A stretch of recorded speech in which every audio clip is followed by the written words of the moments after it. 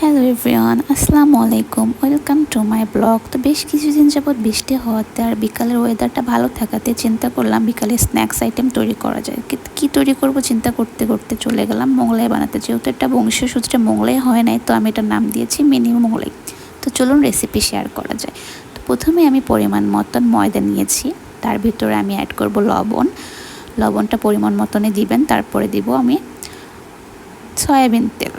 তারপরে আমি ডোটা তৈরি করে আধা ঘন্টার মতো রেস্টে দিব। আধা ঘন্টার মতো রেস্টে দিলে ডোটা অনেক সফট হয়ে যায়। তারপরে আমি চলে যাব স্টাফিং বা পুর বানাতে। যেহেতু মোগলাই বানাতে চেয়েছিলাম, তো মোগলাইতে যা যা থাকে সব কিছু এখানে থাকবে। তো পেঁয়াজ কাঁচামরিচ হালকা ব্রাউন ভাজা হয়ে গেলে এখানে আমি অ্যাড করব লবণ, হলুদ এবং মরিচের গুঁড়া। ভালো করে ভাজা হয়ে গেলে আমি এখানে এক্সট্রা অ্যাড করব আপনার ম্যাগি মশলা। এটা অ্যাড করলে আপনার ফ্লেভারটা এবং টেস্টটা আরও বেশি সুন্দর হয়, অনেক মজা হয়। তারপরে আমি অ্যাড করব ডিম। এখানে আমি 2টা ডিম ইউজ করেছি, আপনারা চাইলে আরও বেশি ইউজ করতে পারেন। যাই হোক, 2টা ডিমে আমি ভালো করে ফেটে ভালো করে ঝরঝরা বা ঝোড়া ঝোড়া করে ফেলবো। তারপরে একদম ভাজা ভাজা করে ফেলবো, যাতে আমি যেহেতু আমি ভিতরে দিব পুর হিসেবে, তো আমি ঝুরঝুরা করে ফেলছি। তারপরে চলে গেলাম আমি মিনি মোগলাই তৈরি করতে।